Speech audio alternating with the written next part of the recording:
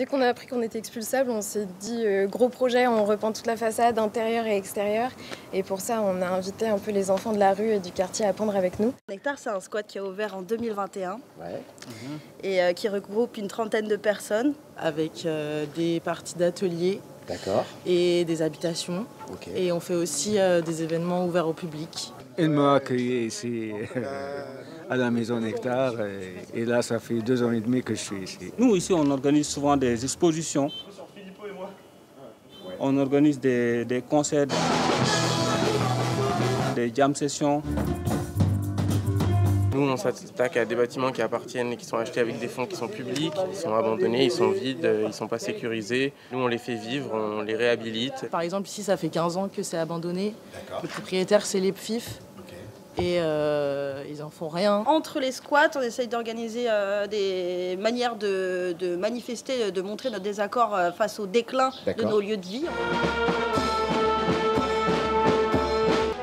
Dans pas longtemps, du coup il faut vraiment se mobiliser autour des questions des logements, des squats qui sont de plus en plus expulsés. Et l'Assemblée Logement 9-4, c'est des locataires, des squatteurs, des militants, des habitants de Vitry-sur-Seine et de tout le 94 qui s'organisent pour répondre à ces questions de mal logement. Et depuis mon arrivée, franchement, c'est un refuge pour moi, un lieu aussi d'espoir, parce que ça nous permettrait en fait de recommencer. J'avais beaucoup besoin d'un endroit comme ça où il y a une espèce d'effervescence humaine et un dynamisme comme ça qui se place naturellement avec plein de gens qui font plein de trucs, qui se battent pour des causes super chouettes. Ça répond aussi à une autre problématique je pense que beaucoup de gens ont, c'est la solitude. J'ai fondé une famille ici, c'est pas juste des collègues ou des amis.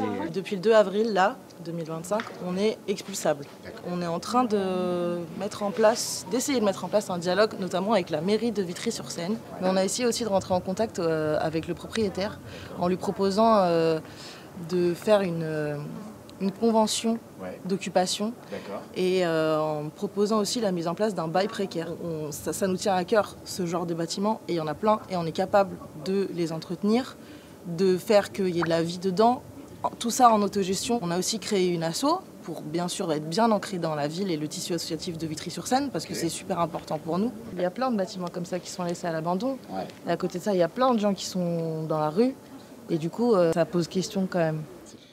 Salut la maison Nectar. Salut Tuki. Ciao. Tuki.